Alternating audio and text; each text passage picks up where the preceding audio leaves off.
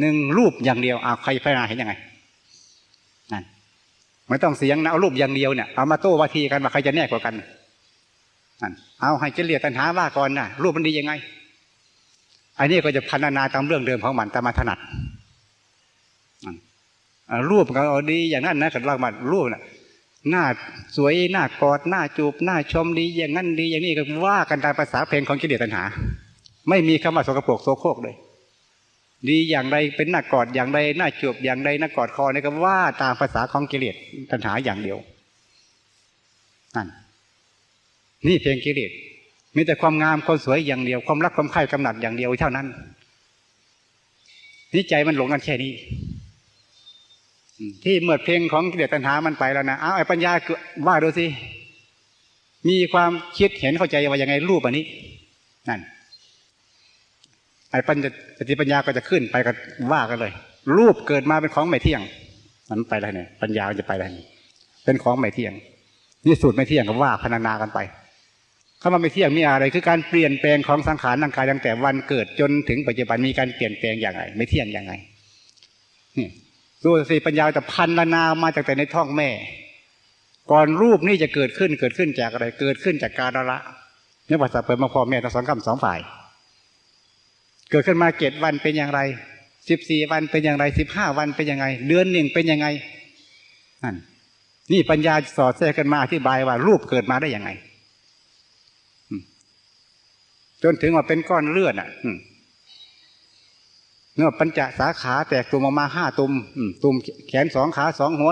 1ต่อมากี่เดือนจึงแตกเป็นหูเป็นตาออกมาปีกย่อยออกมาอีกกี่เดือนปัญญากับพันนากันมานั้นจนเป็นรูปที่สมบูรณ์แบบ7 เดือน8 เดือน6 เดือนขึ้นมาแล้วนั่นรูปออกมาแล้วอย่างนี้ใช่ไหมออกมากับมาจะมีการไม่เที่ยงแล้วขณะไม่เที่ยงกันเนี่ยว่าการละของพ่อแม่2 คำ 2 ฝ่ายไม่ใช่รูปคนนะเป็นน้ำเข้มข้นธรรมดาแต่2 คำ 2 ฝ่ายเท่านั้นเองมันคนไม่มีแต่ทำไมจิตวิญญาณตัวนั้นจึงเอาน้ำการละของพ่อแม่มาปรุงแต่งให้เป็นรูปคนได้ต่อมาเป็นน้ำแล้วจะมาอีก14 วันมาแปลงเป็นน้ำเหลืองไม่พอเป็นน้ำเลือดมันเป็นน้ำเลือดมันเป็นจุนปวกน้ำเลือดแล้วก็มาเป็นตัวคนนี่เปลี่ยนแปลงมาจากแต่อยู่ในท้องแม่นี่คือความไม่เที่ยงของรูปอันนี้ต่อมาออกมาจากท้องแม่มาแล้วนะการเปลี่ยนแปลงต่างๆก็ยังไม่พออีกเปลี่ยนแปลงจากใบเบาะในเปนั่นแหละออกมาก็ยังเป็นเหล็กกลางถนนได้มันเปลี่ยนแปลงมาคือความไม่เที่ยงการพัฒนาของธาตุขันธ์เปลี่ยนแปลงมาเรื่อยๆคือความไม่เที่ยงมาเรื่อยจนถึงเป็นหนุ่มเป็นสาวขึ้นจนถึงวัยแก่วัยเฒ่าขึ้นมาเป็นอย่างนี้นี่คือปัญญาพัฒนาความจริงมาตลอดเมื่อถึงจุดหนึ่งคือว่าเข้ามาตายคือการหมดลมหายใจเขาออกเข้ามาตายคำเดียวเนี่ยเอาจิตไม่ต้องพูดเรื่องว่าตายคือตายธาตุขันธ์คือรูปตายเมื่อออกจากร่างไปแล้วเนี่ยวันหนึ่งเป็นยังไง2 วันเป็นยังไง3 วันเป็นยังไงสีสันวรรณะของคนตายรูปตายเป็นยังไงมันออกมาเป็นสีอะไรบ้าง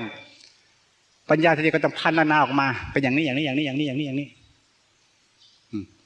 กินเป็นยังไงเหม็นอย่างนี้อีเรียกอีกาแม่ดังเบี่ยแม่ดังวันมาเกี่ยวกับว่ากันไปนั่นคือว่าอสุภะ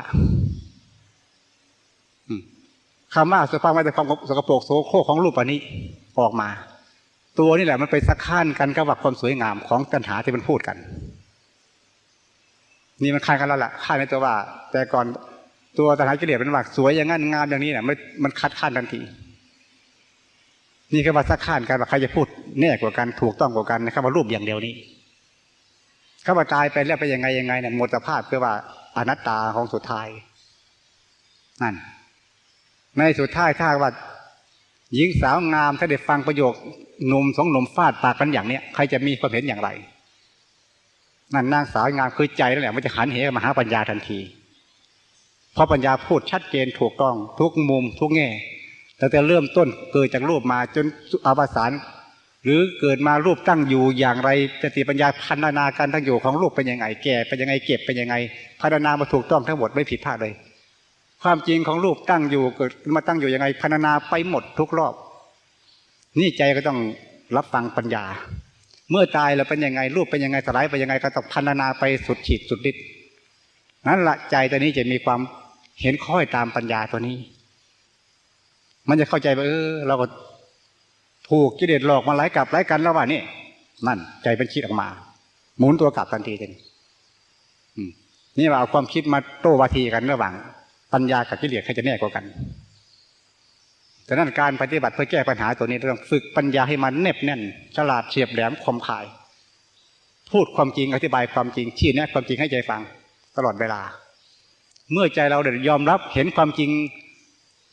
กับปัญญาอย่างนี้บ่อยๆแล้วเนี่ยมันจะทบทวนได้ว่าเราหลงโลภมาแล้วกับหลายกันไปอย่างนี้อย่างนี้อย่างนี้นี่ในคือใจมันจะหวนกับปัญญามาหาจุดนี้นี่เองแต่ถ้าปัญญาเราเห็นว่าใจเรามาเห็นเหมาทางนี้แล้วนั้นเนี่ยไม่เพียงเท่านี้เอาเสียงขึ้นมารูปเสียงกลิ่นรสโผฏฐัพพะต่างๆพัฒนาขึ้นมาชี้แจงออกมาว่าปัญหามาอธิบายไปอย่างนี้ปัญญาไปอย่างนี้คือสวนทางกันในวัฏทวนกระแสเป็นนักขณะหน้ามือไปล้างมือไปเลยกับระหว่างปัญญากับกิเลสตัวนี้มันคัดสะข้านกันเต็มตัวนี่คือว่าการว่าถ้าใจเราเนี่ยเห็นว่าถูกกิเลสหลอกแล้วเมื่อไหร่นั่นแหละใจมันจะถอนจากกิเลสได้มันจะวางจากกิเลสได้ไม่ต้องไปบังคับให้มันวางก็วางกันมันคือใจมีความฉลาด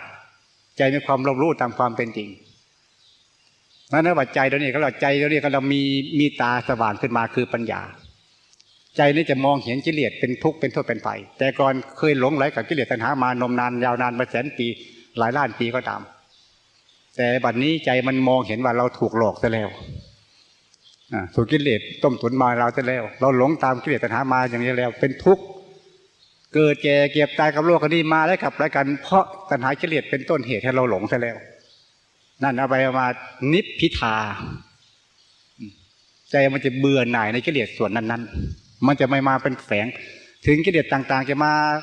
กระซี่กระแทกไม่มาอบรมใจต่างๆก็ตามใจจะไม่ไปรานกิเลสแล้วรูปดีนะมึงจะหลอกกูอีกต่อไปนะเสียงดีนะไม่เอาทั้งนั้น